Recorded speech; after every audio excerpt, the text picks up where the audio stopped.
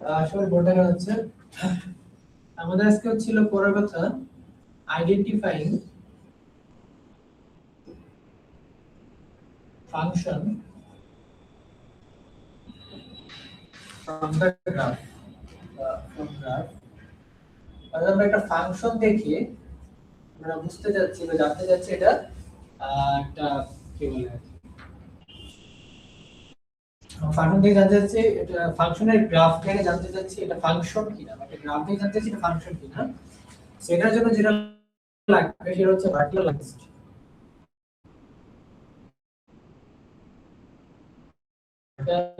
Test vertical line test কি just the definition লিখছি যে what is vertical line test a set of points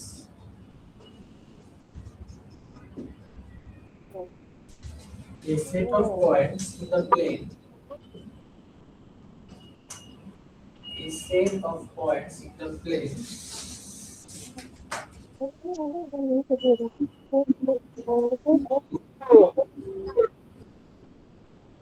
is the graph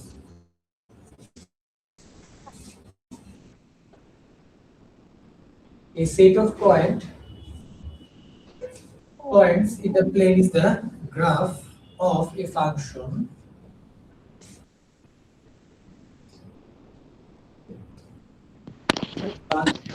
Sir, in the plane. হ্যাঁ in the plane Ruman আপু আপনি mute করেন। only if yes if and only if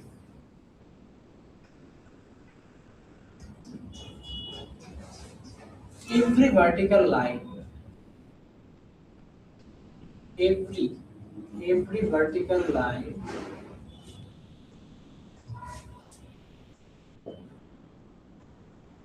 intersects the graph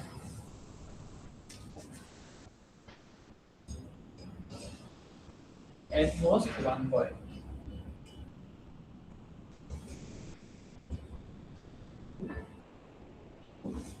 So a set of points in the plane is the graph of a function if and only if every vertical line intersects the graph at most one point.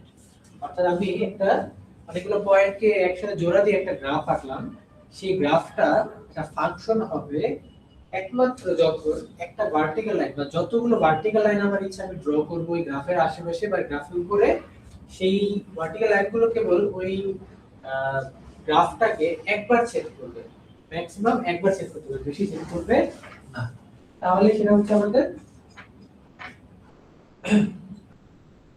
Function example দিই exact একটা math এক্সাম্পলে দেখেন আমাদের কিছু typical grasp আছে যেগুলো আপনারা already কিছু আলোচনা করা হয়েছে কিছু অলরেডি আমরা প্র্যাকটিস করে সরাসরি ড্র করেছি কিছু হচ্ছে আমরা দেখব এখন যেমন আমরা y সে এরকম একটা গ্রাফ লিখেছি অলরেডি এই টাইপের গ্রাফ 2x 3 তো এটার গ্রাফটা কিরকম ছিল স্কেমেটিক ভাবে আঁকতেছি এটা গ্রাফটা ছিল এরকম একটা গ্রাফ ছিল ঠিক আছে তো এই গ্রাফটার মধ্যে আমরা কি করব আমরা ভার্টিক্যাল লাইন রয়েছে ভার্টিক্যাল লাইন ড্র করব ভার্টিক্যাল লাইন ড্র করার একটা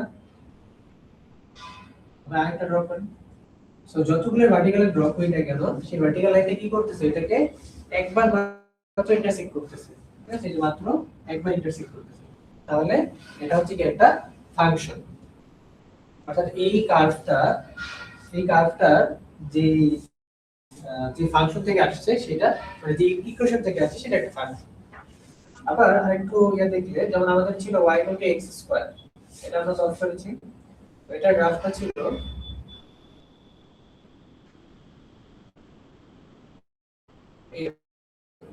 এখানে ভার্টিক্যাল লাইন ড্র করেন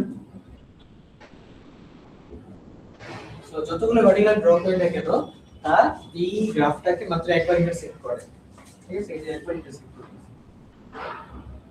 তাহলে এটাও একটা ফাংশনের গ্রাফ এখন আমাদের আরেকটা গ্রাফ আছে এরকম x y square x equal to y square. এটার গ্রাফটা এরকম হয়ে থাকে। এটার গ্রাফটা হয়ে থাকে আপনারা এটা অবশ্যই প্র্যাকটিস করবেন। এর গ্রাফটা হচ্ছে এরকম। এরকম হচ্ছে এর graph y x equal to y square graph. তাহলে এটার গ্রাফটার মধ্যে যদি আমরা ভার্টিক্যাল লাইন ড্র করি, স্যার গ্রাফ কি দেওয়া থাকবে? না না গ্রাফ দেওয়া থাকবে না, হ্যাঁ গ্রাফটা দেওয়া থাকবে, সরি গ্রাফটা দেওয়া থাকবে, জাস্ট ওই যদি এই প্রবলেম আসে যে determine from the graph whether they are function or not, তখন হচ্ছে গ্রাফটা দিয়ে দিব, তখন হচ্ছে আপনাকে এগুলো ড্র করতে হবে। আচ্ছা আমি একটা ডেমো দেখাচ্ছি, আর আগে বুঝাই নিই, ঠিক আছে? সেরকম হচ্ছে আমরা ড্র করলাম।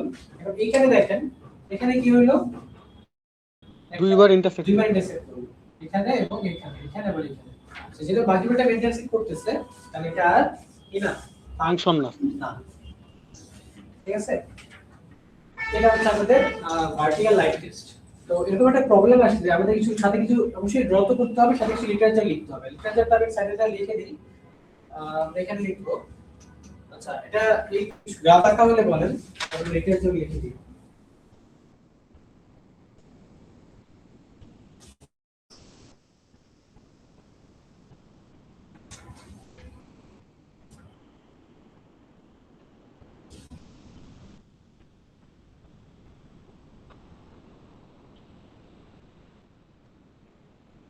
স্যার ইয়েস, ওই যে এই লেখাটা line intersects the graph at must one point. At most.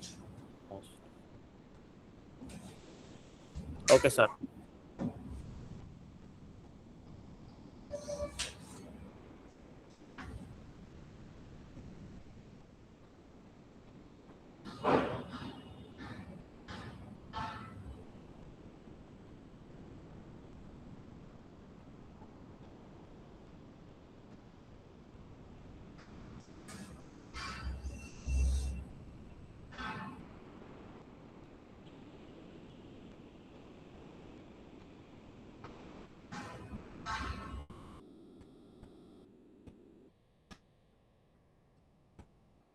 হয়েছে? স্যার এতটুকু হয়ে গেছে স্যার, মুছে স্যার এতটুকু ফ্রেমের মধ্যে আবার লিখেন, না হলে দেখা যায়। স্যার একটু ওয়েট করেন কাইন্ডলি। কতটুকু হয়ে গেছে বুঝি নাই। আচ্ছা ভার্টিক্যাল লাইন টেস্ট হয়েছে, এটা তো বুঝতে পারি। স্যার আর মুছেন না। ভার্টিক্যাল লাইন স্ক্রিনশট নিয়ে রাখেন, স্ক্রিনশট নিয়ে রাখলে পরে লেখা যাবে। ভার্টিক্যাল লাইন টেস্ট করা হয় না লেখা।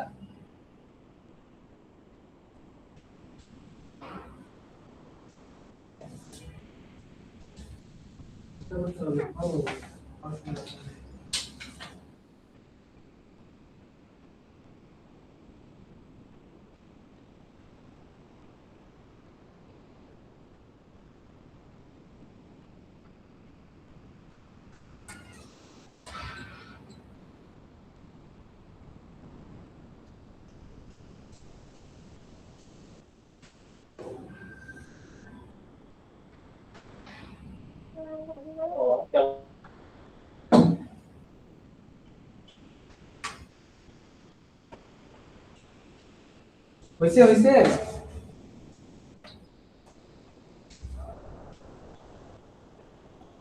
স্যার হয়ে গেছে, মুছে ফেলেন। তো আমি এটার জন্য লিটারেচার কি লিখবো? যদি আমার এরকম একটা কোশ্চেন আসে, তখন আমাদের লিখতে হবে এটা লিটারেচার, ঠিক আছে? এরকম লিটারেচার কি লিখবো আমরা? ধরেন আমার যদি এটার জন্য হয়, ঠিক আছে, তাহলে সলিউশন লিখতে লিখবো applying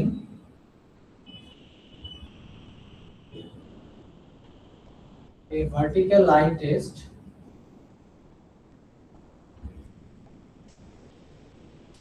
applying a vertical line test on the graph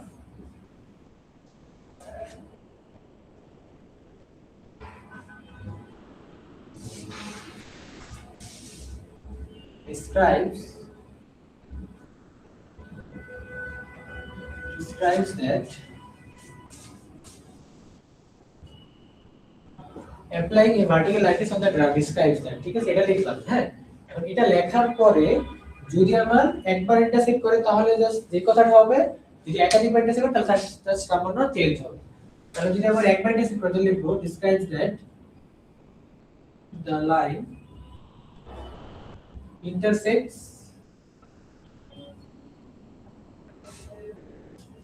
the curve once. Intersect the curve once, so it is a function. So it is a function. ঠিক আছে, দেখা যাবে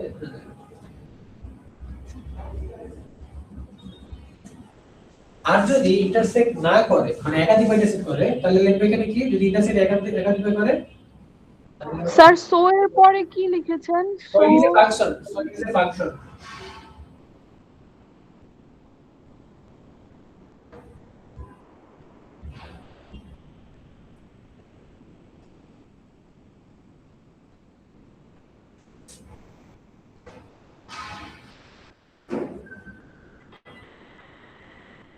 যদি আমরা একাধিক ইন্টারসেক্ট করে লাইক দিস তাহলে লিখতে হবে কি the line intersects the curve more than once. তারপর লিখব আমরা so it is not a function. বুঝতে পারছি কি আপনাদেরকে?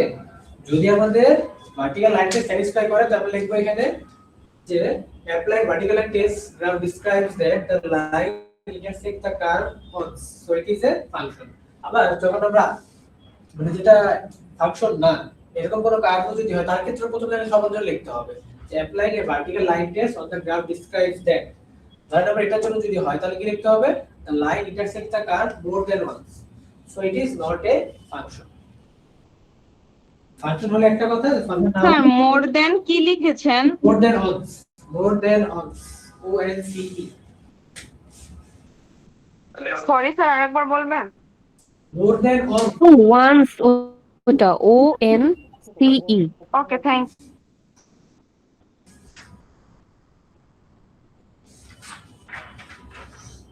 আর এরকম আসলে স্যার শুধু গ্রাফটা দেওয়া থাকবে, লিটারেচার লিখতে হবে স্যার। ডিটেইলস লিখতে পারে যে ওই গ্রাফের উপরে আপনারা হচ্ছে খাতার মধ্যে গ্রাফের মধ্যে যেরকম ড্রয়িং করে দেখাবেন, যেরকম ভার্টিক্যাল লাইন করে দেখাবেন যেটা আমি এখানে দেখাইছি। ও শুধু স্যার আপনার এটা থাকবে স্যার, আমরা শুধু ভার্টিক্যাল এটা ড্র করে এটা লিটারেচার লিখে দেবো স্যার। কোশ্চেন এরকম কার্ভটা দিয়ে দিব, ভার্টিক্যাল টেস্টটা সব আপনারা কার্ভটা এঁকে আমাকে দেখাবেন। স্যার এটা গ্রাফ না থাকলে তো এক্স্যাক্টলি হবে না মেবি। বুঝি নাই যদি গ্রাফ না দেওয়া হয় আমাদেরকে তাহলে আমরা কি পেপারের মধ্যে এই জিনিসটা সেভাবে শো করতে পারবো ভার্টিক্যালি? গ্রাফে করে রাখতে হবে, এটা তো গ্রাফে করে রাখার প্রয়োজন নেই, এটা তো আপনি খাতায় রাখতে পারবেন। যদি আমি রাখলাম না এখানে বোর্ডে, এটা স্কেমেটিক ভাবে রাখতে হবে, এটা অ্যাকুরেটলি আমরা পয়েন্ট দিয়ে দিচ্ছি না আঁকার জন্য।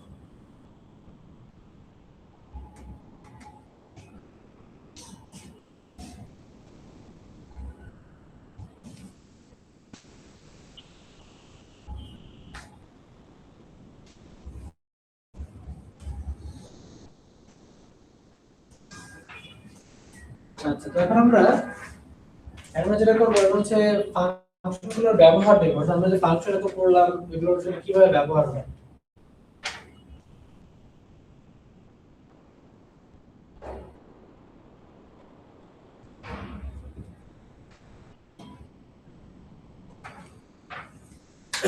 একটা প্রবলেম আমরা বই থেকে নিয়েছি, আপনাদের কাছে আছে তাকে আমি লিখে দিচ্ছি এটা।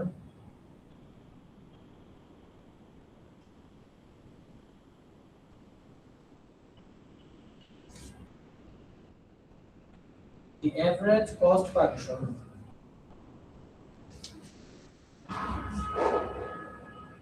C of manufacturing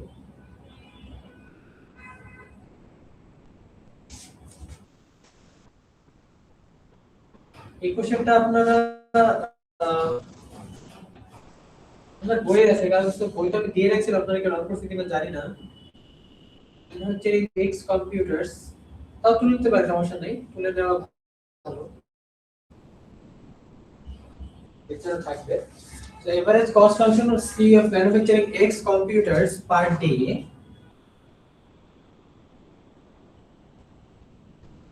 is given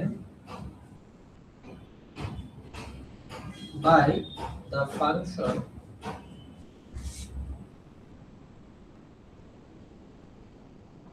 is given by the function নিচে দেখা যাবে না c bar of x equals sir X এর পরে কি লিখেছেন? X computers. হ্যাঁ computers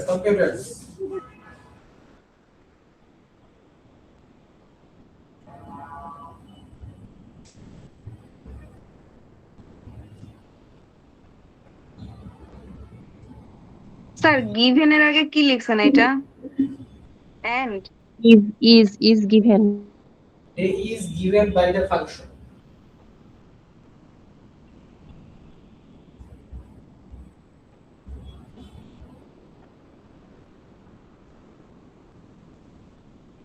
sir C of manufacturing না, এটা কি লিখছেন স্যার? এটা বোঝা যাচ্ছে। manufacturing m a n u f a c t u r i n g sir একটু এক সাইড হয়ে দাঁড়াবেন স্যার। ইকুয়েশনটা বলেন sir. the sir average C cost যে function লিখছেন এটাকে কি বলে sir? c bar C bar. Okay sir. the average cost function of c bar of manufacturing x computers per day is given by the function আমরা এই function দ্বারা হচ্ছে আমরা একটা কম্পিউটার ম্যানুফ্যাকচারিং কোম্পানির হচ্ছে যে কয়টা কম্পিউটার প্রডিউস করতে পারে এবং কত সময় লাগে সেটা হচ্ছে এখানে দেওয়া আছে। তো আমরা বের করতে সরি কত টাকা খরচ হয় মানে কত টাকা কস্ট হয় ইয়া বের করতে কম্পিউটার ম্যানুফ্যাকচার করতে সেটার ফাংশন হচ্ছে এখানে দেওয়া আছে। তো আমাদের কিছু জিনিস এখান থেকে ফাইন্ড আউট করতে হবে। স্যার ইকুয়েশনটা বুঝতে পারছি না। 0.5 দেন কি লেখা? 0.56 x স্কয়ার মাইনাস 0.5 স্যার পয়েন্টগুলো একটু বড় করে দিবেন কাইন্ডলি। স্যার আরেকবার একটু মুখেও পুরোটা বলেন স্যার, আমারও প্রবলেম হচ্ছে। 0.56 x square minus 34.39x plus 1212 অর্থাৎ 1212.57 plus 20,000 divided by x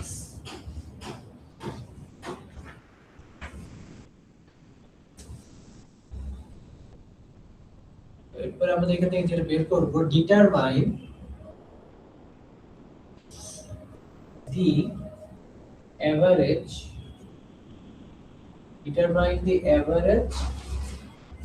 cost of manufacturing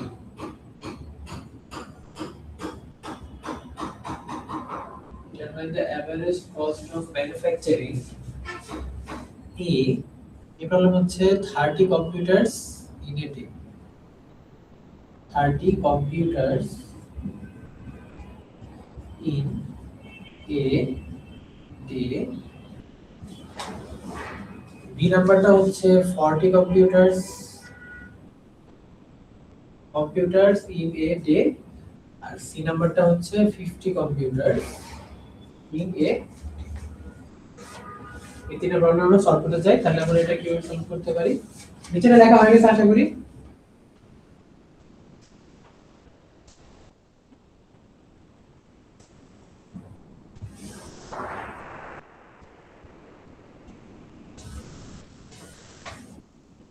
কি স্যার ওই x এর জায়গায় এই 30 40 50 বসা দিলেই হয়ে যাবে স্যার? ইয়েস এতটুকুই কাজ তো আমাদের সলিউশনটা খুবই ইজি তো জাস্ট আমরা এখানে বসাবো যে the average cost এই নাম্বারটা করে দেখাই the average cost of manufacturing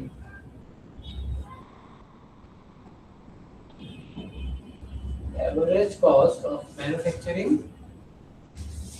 x equal to 30 computers x equal to 30 computers is so এখন জাস্ট আমরা কি করব এখানে সি বার অফ 30 তো এখানে বসাই দিবেন শুধু x এর জায়গায় 30 0.56 ইনটু 30 স্কয়ার এখানে ব্র্যাকেট দাও মানে কিন্তু যেটা গুণাকারে আছে এটা x ছিল x এর জায়গায় 30 বসছে minus 34.39 into bracket 30 plus 1212.57 plus 20,000 নিচে 30 সো আমরা যে আপনারা যে ইকুয়েশনটা দিয়েছিলাম সেই ইকুয়েশনের x এর জায়গায় শুধু 30 বসছে না তাহলে ক্যালকুলেট করলে পাওয়া যায় 1351.24 আর এটা যেটা আমাদের এই হিসাবটা ছিল হচ্ছে ডলারে সো এখানে ডলার সাইন এটা কিন্তু ডলার সাইন হ্যাঁ আর বলে আপনারা লিখতে পারবেন অথবা আমরা এখানে কি লেখা যাচ্ছে ডলার সাইন কারেন্সি অথবা চাইলে আপনারা এখানে এটার পরে লিখতে পারেন এত ডলার তাও এত ডলার সেটা কি বলবো সমস্যা নেই তাহলে সিম্পলি এই কাজটা করতে হবে এটা ক্যালকুলেট করে আপনারা দেখবেন তো একই ভাবে তাহলে 40 আর 50 এটার জন্য এই দুটো আপনাদের বাসায় কাজ এটা করে ফেলবেন সিম্পল জাস্ট এখানে x এর জায়গায় 40 বসাবেন x এর জায়গায় 50 বসাবেন স্যার রেজাল্টটা বুঝতেছি না। ওটা বুঝেন না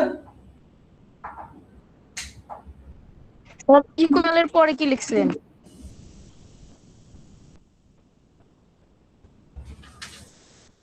কিসের পরে কি লিখছি আবার বলেন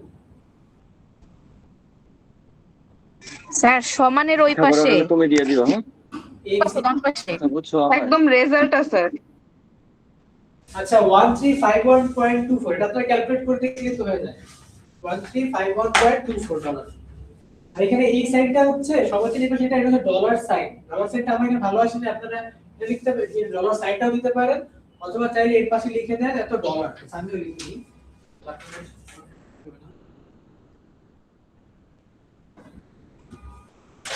এখানে লিখে দিই আমরা এত ডলার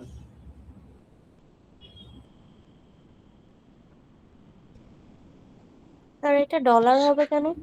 সংক্ষেপে ইউএসডি লিখে দিলে হয়ে যাবে না স্যার হ্যাঁ সেটা হবে ডলার হবে কেন মানে এটা আর কি যে বই থেকে পড়ছি সেই বইটা হচ্ছে কারেন্সি ডলারে হিসেব করছে ইউএস এর বই তাই ডলারে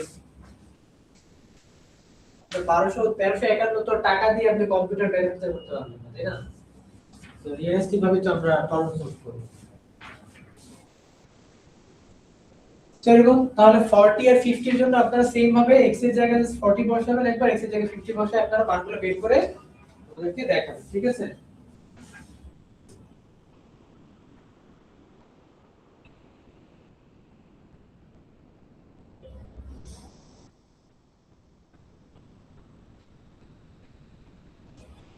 আচ্ছা আপনারা একটু জিসিতে দেখেন আমি একটা জিনিসের ছবি দিচ্ছি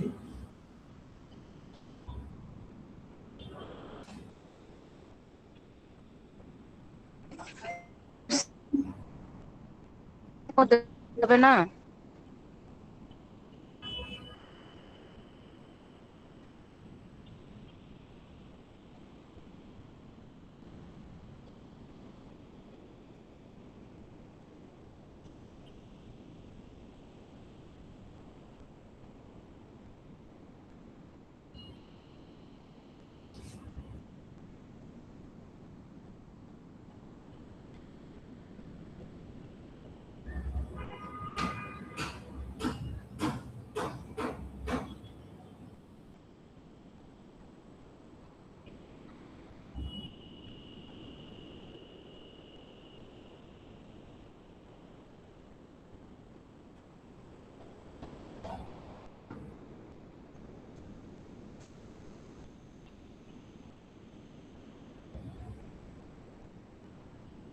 তো জিসিতে দেখেন একটা দেখতে পাচ্ছেন কিনা প্রবলেম দেখতে পাচ্ছেন কিনা অথবা আমি স্ক্রিন থেকে শেয়ার করে দিই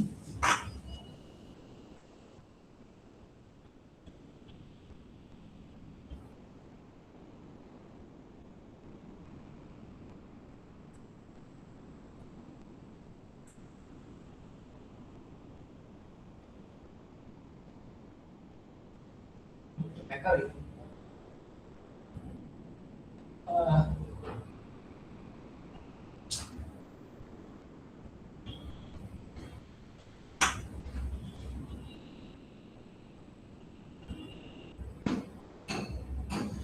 আচ্ছা এটা থেকে কিছু করার চেষ্টা করি আমরা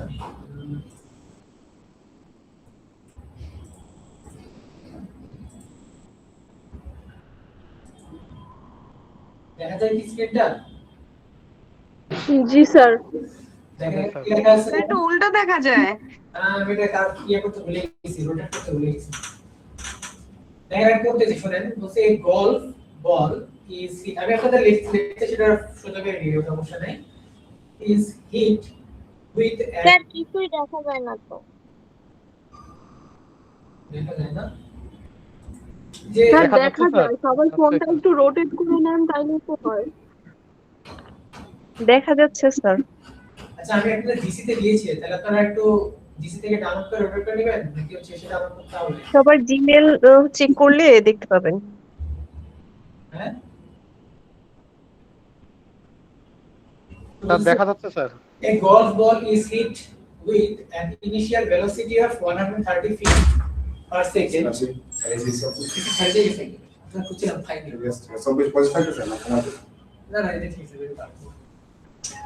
Initial velocity of 130 feet per second অর্থাৎ প্রতি সেকেন্ডে 130 ফিট যাচ্ছে at an inclination of 45 degree the horizontal in physics it is established that the height of the golf ball is given by the function h of x equals to minus 32x cubed by 130 square plus x. So where x is the horizontal distance of the golf ball as traveled. অর্থাৎ আমরা একটা golf বলকে 45 degree অ্যাঙ্গেলে 130 feet per second বেগে মারা হচ্ছে। তো মারা হলে এটা কতটুকু দূরত্ব অতিক্রম করবে, কতটুকু উচ্চতায় উঠবে, কতটুকু উপরে উঠবে সেটার ফাংশন দেওয়া আছে h of x equals to minus 32x cubed by 130 square plus x। এখানে x টা হচ্ছে আমাদের যে কতটুকু হরিজন্টাল ডিসটেন্স অর্থাৎ উল্লম্ব আনুভূমিক বরাবর সেটা কতটুকু দূরে গেছে। ঠিক আছে তাহলে আমরা বলছে কোশ্চেন প্রথম কোশ্চেন হচ্ছে determine the height of the golf ball after it has traveled 100 feet. Determine the height of golf ball 300 feet 500 feet. Last time হচ্ছে how far was the golf ball hit. এই চারটা question আছে আপনাদের ঠিক আছে এই চারটা কোশ্চেন আমরা প্রোভাইড করেছি এটার সাথে। তো প্রথম তিনটা অলরেডি আমরা হচ্ছে করে ফেলছি মানে প্রথম তিনটা সিস্টেম অলরেডি জানি। এখানে জাস্ট x এর জায়গায় একবার 100 বসাবো একবার 300 বসাবো একবার 500 বসাবো। প্রথম তিনটা প্রবলেম মাত্র যে প্রবলেমটা করলাম কস ফাংশনের এরকম তিনটা প্রবলেম একবার x এর জায়গায় 100 এবার একটু স্ক্রিনে দেখেন বোর্ডে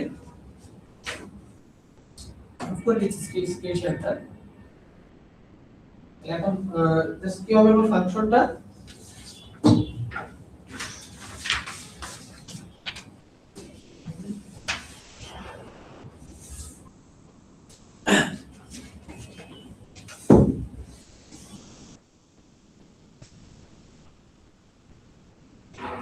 আমার ফাংশনটা আছে শুধু কি h of x it's a height function h of x equal to minus 32x square divided by 130 square plus x এই ফাংশনটা আছে আমি যেটা দিয়েছি হচ্ছে determine the height of the golf ball after it has traveled 100 feet after it has traveled 300 feet after it has traveled 500 feet so আমরা just x এর জায়গায় একবার 100 একবার 300 একবার হচ্ছে 500 বসাবো ঠিক আছে তিনটা লাস্ট কোশ্চেনটা হচ্ছে how far was the golf ball hit তো এটার জন্য কি করতে হবে এটা একটু বলে দিচ্ছি এবিসি আপনারা করবেন ঠিক আছে এবিসি আপনাদের এসডব্লিউ এই নাম্বারটা আমি করে দিচ্ছি যে how far was the golf ball hit তার বলটা কতটুকু দূরে গিয়েছিল আমি এটা এখানে ড্রয়িং করে দেখাই তাহলে আপনাদের বুঝতে সুবিধা হবে কারণ এখান থেকে একজন গলফ বলটাকে 45 ডিগ্রি অ্যাঙ্গেলে মারছে সো সেই এই গলফ বলটা হচ্ছে এভাবে উপরে উঠে পরে হচ্ছে আবার এভাবে নিচে নেমে যাচ্ছে সো আমি কোশ্চেন করছি ডি নাম্বারের জন্য যেটা সেটা হলো এই গলফ বল টোটাল কতটুকু দূরত্ব অতিক্রম করবে সেটা জানতে চাওয়া হয়েছে কোশ্চেনটা কি বোঝা গেছে স্যার এটা বুঝি নাই, আর বুঝা একবার গেছে একটু স্যার। বলবেন তো, বি হ্যাঁ, নাম্বারটা আমিও বুঝি নাই স্যার। আমার হচ্ছে একটা গলফ বলকে মানে হিট করা হয়েছে, হিট করার ফলে যে গল্পটা কতটুকু দূরত্ব যাবে তার ফাংশন দেওয়া হয়েছে এটা। তো আমার কোশ্চেন ছিল এবিসি তে যে 100 ফিট মানে এখানে এক্স, এখানে যে এক্স দেখতে পাচ্ছেন এক্সটা হচ্ছে সে এই যে এই বরাবর কতটুকু দূরত্ব যাবে। হ্যাঁ, অর্থাৎ ধরেন আপনার এখানে যদি হয় 100, ঠিক আছে, তো এই বরাবর কতটুকু উচ্চতায় আছে সেটা বের করতেছি। এক্স এর মান 300 হলে ধরেন এখানে 300, তো এক্স এর মান যখন 300 অর্থাৎ অনভিক পথে অর্থাৎ ভূমি পথে যখন সে 300 মিটার যাচ্ছে তখন সে ভূমি থেকে কত উচ্চতায় আছে। আবার যখন 500 মানে এখানে 500, অর্থাৎ ভূমি থেকে সে যখন ভূমি পথে যখন সে 500 মিটার গেছে 500 ফিট গেছে তখন সে কতটুকু উচ্চতায় আছে এটা আমি জানতে চাইছি। এটা হচ্ছে এবিসি। এটা আপনারা জাস্ট কি করবেন আগে কস্ট ফাংশনের প্রবলেমের মতো শুধু এক্স এর জায়গায় একবার 100 একবার 300 একবার 500 বসাই দিবেন। এটা কি বুঝে গেছে? জি স্যার। এরপরে যেটা বলছি সেটা হচ্ছে ডি নাম্বার কোশ্চেন যে how far was the golf ball hit, অর্থাৎ এই যে গলফটা এখান থেকে মারার পরে এখানে এসে পৌঁছলো এই আনুভূমিক দূরত্বটা কত, সে আনুভূমিক পথে কতটুকু দূরত্ব গিয়ে পড়বে সেটা আমরা জানতে চাচ্ছি। ঠিক আছে, তো এইটা হচ্ছে আমরা এখন বের করব যে এই দূরত্বটা কত। তো এটা বের করার জন্য যেটা করতে হবে দেখেন এখানে ফিগারটা দেখেন, এই গলফটা হিট করা হয়েছে সেটা অনেক উপরে উঠছে, উঠে আবার ভূমিতে পড়ে গেছে, অর্থাৎ এখানে সে জিরো হাইট থেকে শুরু হয়েছে সেটা বিভিন্ন ডিসটেন্স অতিক্রম করে আবার কোথায় চলে গেছে জিরো হাইটে না। 0 তে স্যার। তার মানে কি দাঁড়ালো যে আমাদের গলফ বলটা হাইট যদি জিরো হয় তখন হচ্ছে আমরা এক্স এর যে ভ্যালু পাবো সেটাই হচ্ছে আমাদের টোটাল অতিক্রান্ত ডিসটেন্স। আমরা লিখতে পারি to calculate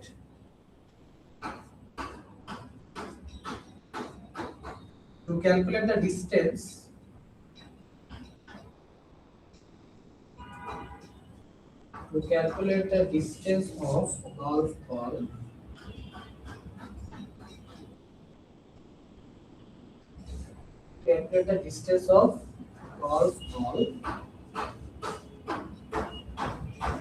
h of x equals to 0, অর্থাৎ আমাদের ফাংশনটা আছে সেটা ভ্যালু স্যার এই যে নিচে ছোট ছোট করে কি লিখছেন এইটার গ্রাফটার? কোথায় এখানে এখানে জি স্যার। ক্লাসে ছিলেন মানে এটা আগে ছিলেন না ছিলাম স্যার, কিন্তু আমি বুঝি নাই। মানে আমি কথা বলছি সেটা কি বুঝছিলেন? না স্যার। তখন বলেন নাই কেন? সরি স্যার, এটা কি 100 300 এগুলো? হ্যাঁ এটা হচ্ছে 100, এটা হচ্ছে 300, এটা মিটার ডিসটেন্স। জি স্যার, এটা আমি স্পষ্ট দেখছি না, এজন্য বলছি স্যার। যে ভূমিপথে 100 মিটার 100 ফিট গেলে সে ওই সময় ভূমি থেকে কতটুকু উচ্চতায় আছে, আবার 300 ফিট গেলে কতটুকু উচ্চতায় আছে, আবার 500 ফিট গেলে কতটুকু উচ্চতায় আছে, এই তিনটা কোশ্চেন করা হয়েছে। সো এটা কিভাবে বের করব সেটা কি বলে দিই, সেটা কি শুনছেন নাকি সেটা শুনেন নাই? শুনছি sir. To calculate the distance of golf ball, h of x equal to 0. So আমাদের h of x equal to 0 তে আমাদের অর্থাৎ h of x 0 কেন হবে আরেকবার বলতেছি যে আমাদের বের করতে বলতে হচ্ছে how far was the golf ball hit। তাহলে আমরা এই গলফ বলটা আমি এখান থেকে মেরেছি, মারার ফলে এটা এবার উপরে উঠে এসে এখানে পড়ছে, মানে এই যে হরিজন্টাল যে কতটুকু ডিসটেন্স কভার করছে সেটা জানতে চাচ্ছি। তাহলে গলফ বলটা 0 হাইট থেকে শুরু হয় আবার উপরে উঠে আবার 0 হাইটে ফিরে আসে, তাহলে এই 0 হাইট থেকে শুরু করে আবার 0 হাইটে যেতে যতটুকু দ্রুত অতিক্রম করবে সেটাই হচ্ছে আমার গলফ বলটার অতিক্রান্ত দূরত্ব। তো সেটার জন্য আমরা লিখছি to calculate the distance of golf ball h of x equal to 0।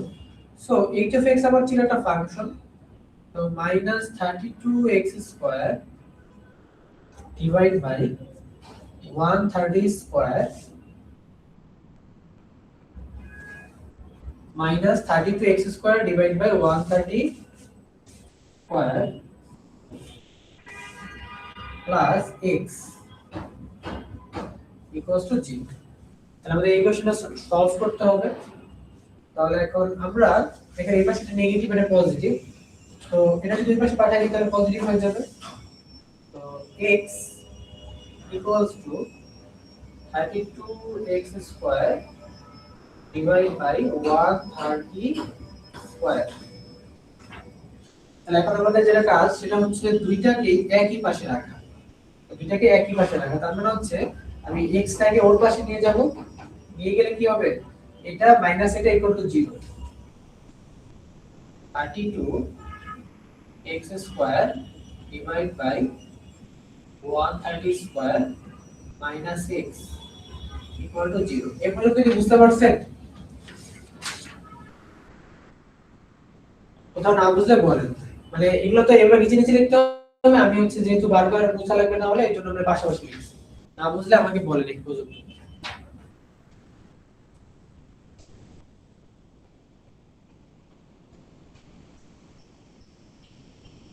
Sir জিরোর পর যে এক্স ইকুয়াল টু এখানে কি ফার্স্ট সেকেন্ড 30? লাইনে জিরো আনছে কেন? বুঝি নাই? স্যার স্যার সেকেন্ড 130 লাইনে এটা কি হচ্ছে এক্স স্কয়ার? সমানের পরে জিরো আছে। একজন একজন করে বলেন, একজন একজন করে বলেন। প্রথমে যে বলতেছিলেন কি 1 এর পরে কোনটা? স্যার এই যে এখানে সো ইকুয়ালের পরে হচ্ছে মানে ওই যে প্লাস এক্স তারপরে সমান দিয়ে জিরো আসছে কিভাবে? এই যে h of x equal to 0, তাই না? আমি এটা বেশি 0 ধরছি। তাহলে আমাদের h of x কোনটা? এই যে এটা, তাহলে ইকুয়াল টু 0, তাহলে h of x equal to 0 0। আচ্ছা বুঝতে পারছি। এরপর আকিরাত কি বলতেছিলেন? স্যার বলছিলাম 130 স্কয়ার লিখছেন না, এটা এইটা আর কি। হ্যাঁ 130 স্কয়ার।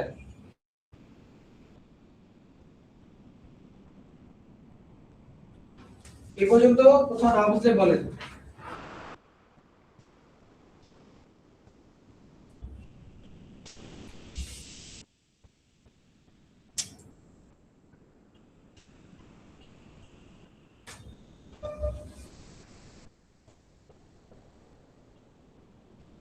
স্যার বলেন। -32x² 130 এটা কি দেওয়া থাকবে ম্যাথে? এই যে আমি যে পরে আপনাদেরকে যেটা জিসি তে যেটা দিলাম না, এটা ওটা সুন্দর করে ওই পর্যন্ত দেওয়া থাকবে, কোশ্চেন সহকারে ওই পর্যন্ত দেওয়া থাকবে। আচ্ছা তাহলে আমাদের এটা ইকুয়াল টু এত ইকুয়াল টু 0। এখন এখান থেকে তাহলে আমরা সমাধান করার জন্য কি পাবো? তাহলে এর পরের লাইনটা হচ্ছে এই জায়গায় এখানে x স্কয়ার আছে, এখানে x আছে, তাহলে আমি যদি x টা কমন নিই, কমন নিলে এখানে আসে 32x divide by 130 square square হচ্ছে বল করে দিই 130 স্কয়ার মাইনাস যেটা x কমন নিচ্ছে থাকে শুধু 1 ইকুয়াল টু 0। এভাবে আসতেছে। তাহলে এখন এখানে x into this equal to 0। তাহলে এখান থেকে আমরা সমাধান পেয়ে গেলাম। তাহলে আমরা বলতে পারি যে এখানে so x equal to 0,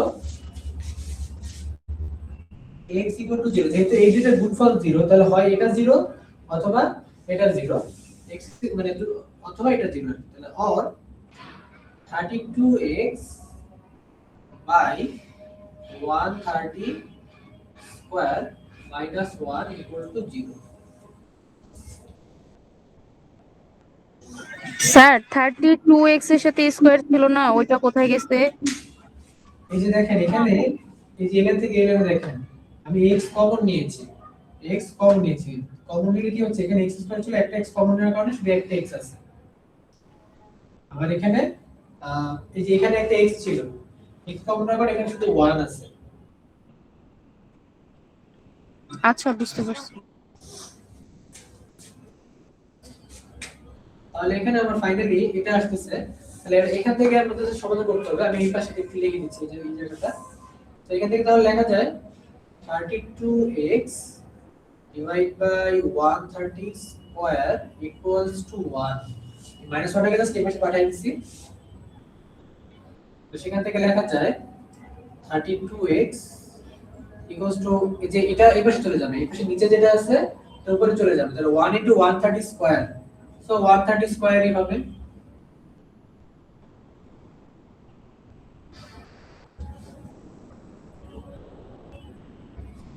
130 square. তাহলে এখন তোমার x এর মান কত তাহলে 130 স্কয়ার ডিভাইড বাই 32 এটা হচ্ছে আমার x এর মান। x এর মান কত আসে ভাগ করে দেখান তো 528.125 স্যার।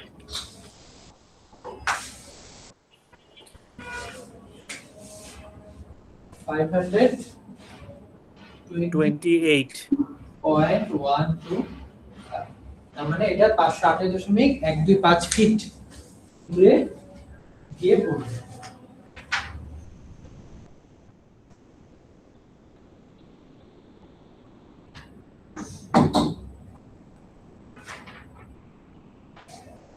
এটা হচ্ছে আমার ডি নাম্বারটা, এবিসি আপনারা করবেন, আমি এটা প্রোভাইড করে দিব।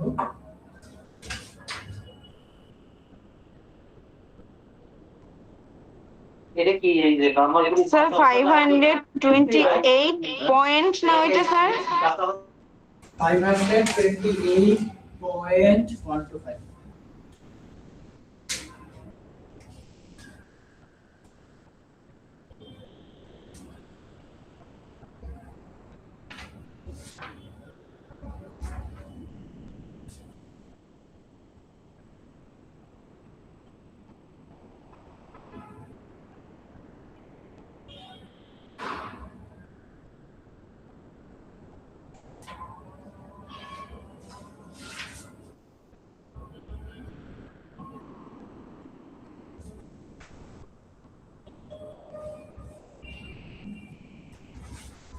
দেখি হয়েছে?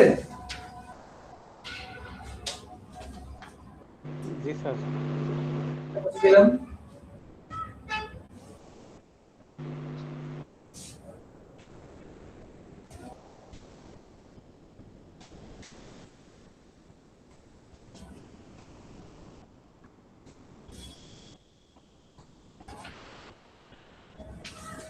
আচ্ছা, তাহলে আমাদের এরপরে যে টপিকটা আসবে সেটা হচ্ছে ফাংশনের টাইপ।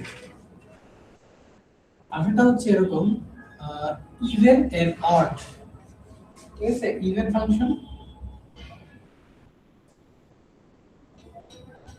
আর একটা হচ্ছে অড ফাংশন। আচ্ছা, পাশাপাশি লিখে দেখাই অড ফাংশন।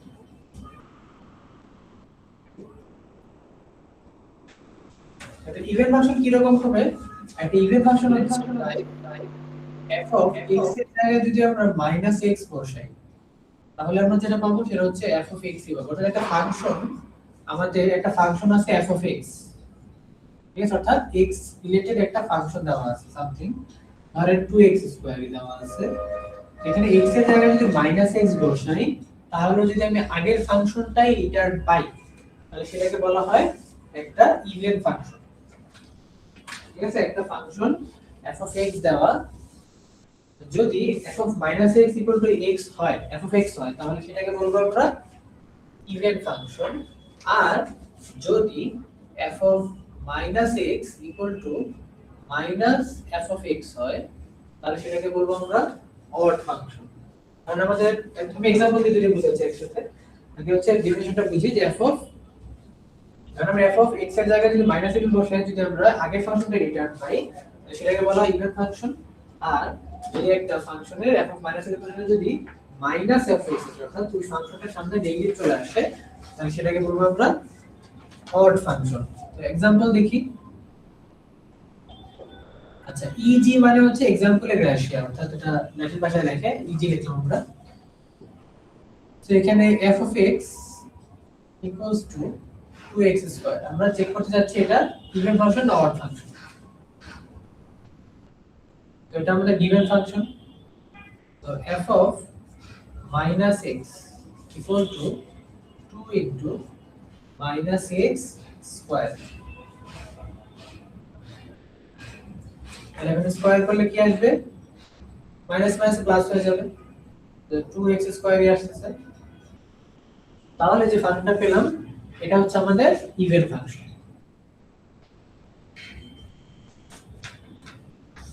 আশা করি বুঝা গেছে। এখন একটা অড ফাংশন দেখি। and f(x) equal to 2x plus 3x cube. 2x plus 3x cube. তো এটার মধ্যে যদি আমরা বসাই f of minus x বসাই তাহলে কি আসে 2 into minus x plus 3 into minus x cube.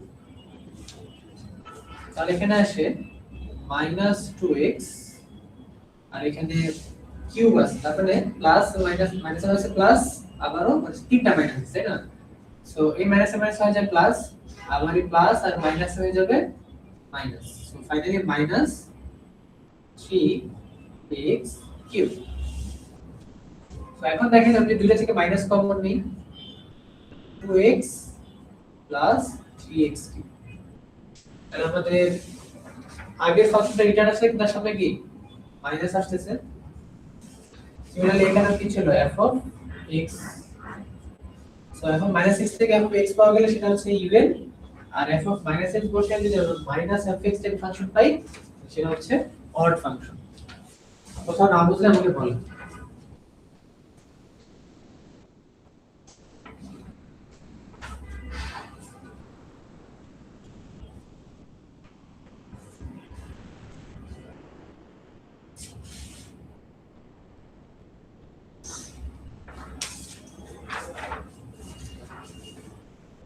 আপনাদের কাজ থাকবে ফাইন্ড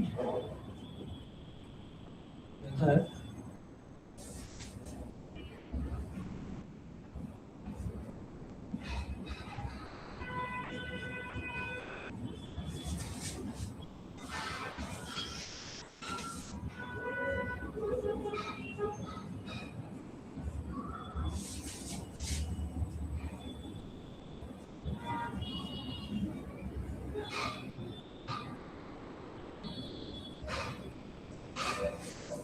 নিচেটা মনে হয় আর দেখা যাবে না আচ্ছা প্রবলেমগুলো উপরে লিখতেছি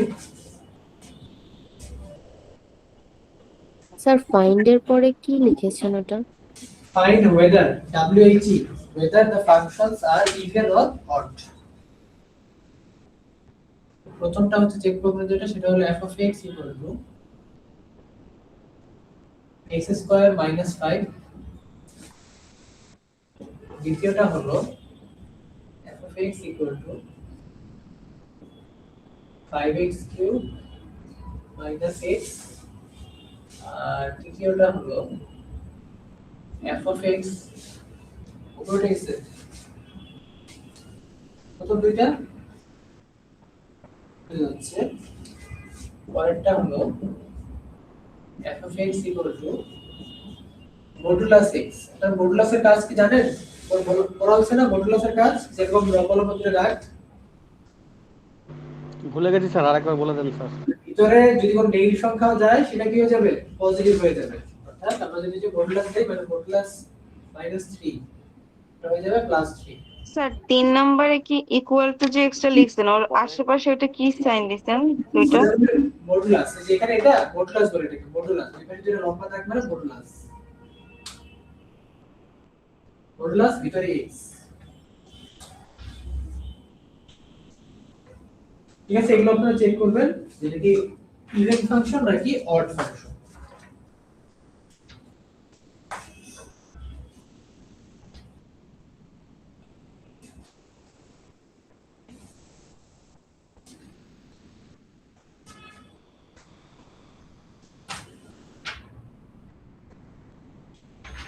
আর এখন যদি আমাদের কোন সময় এরকম সমস্যা সৃষ্টি হয় যে if any function do not follow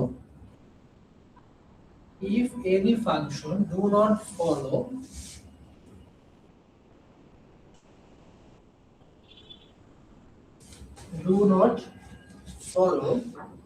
any of the criteria অর্থাৎ আমাদের যে দুইটা ক্রাইটেরিয়া দিলাম সেটা একটাও যদি ফলো না করে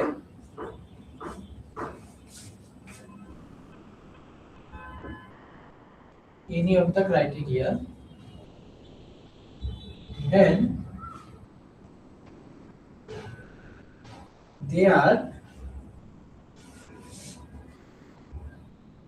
neither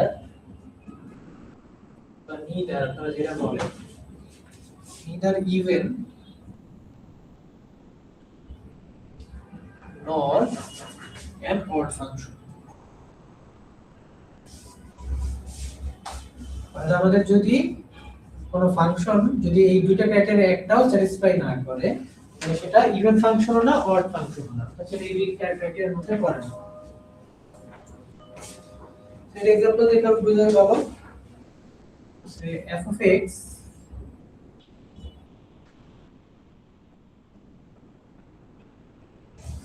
f(x) equal to 2x plus 3x square. তাহলে এখন আমরা যদি f of -x বসে x এর জায়গায় 2 into -x plus 3 into -x square. এখানে কত আসছে -2x but plus 3x square. লেখা দেখেন আমরা এটা আসছে আমাদের অ্যাকচুয়াল ফাংশন ছিল 2x plus 3x square, এখানে আসছে -2x plus 3x square. আমি যদি মাইনাস কমন নিই, যদি মাইনাস কমন নিই তাহলে কি আসবে? মাইনাস কমন নিলে আসবে 2x minus 3x square.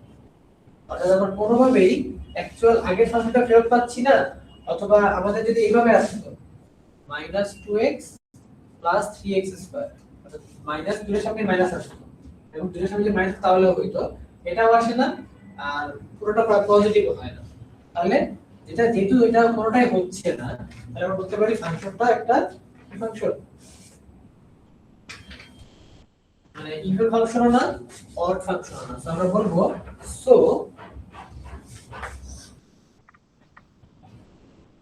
না এটা এখানে লিখতে পারেন, এটা আমরা লিখি since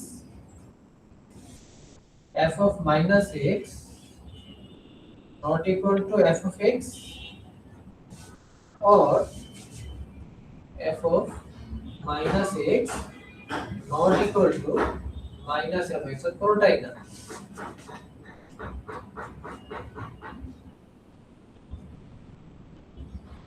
So it is neither even nor odd function.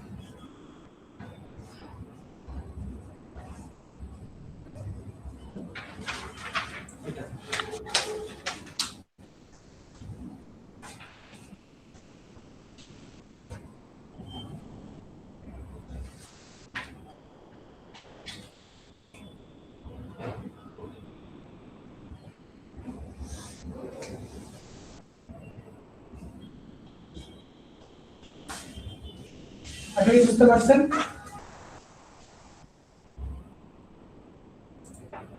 Sir so এর পর কি লিখছেন এটা বুঝি নাই। So it is neither even function nor odd function.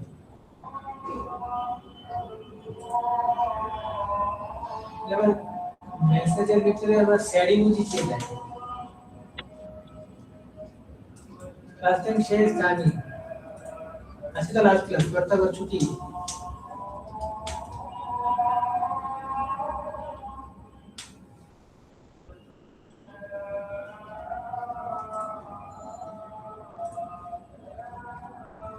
কয় তারিখ?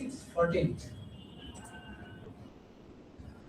আর তোলা হয়েছে লেকচার কি তোলা হয়েছে এটা? জি স্যার। আচ্ছা এটা স্কেচছি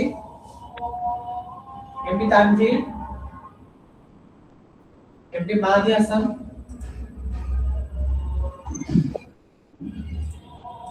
MP Tanvir Ahmed, MP Mahadi Hasan, yes sir Jannatul Shaila সোনালী,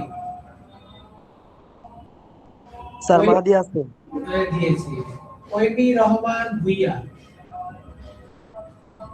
MD Hussain Mahmud present sir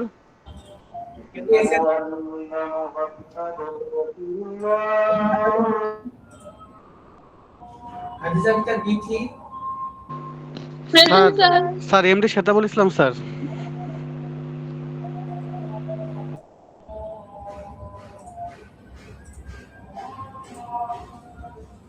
Hadija Akter Bithi present. Sadia Begum, Sadia Begum, sir present. Sadia Begum, sir আসি। ওকে। সালামাতুল ইসলাম বসন্তী,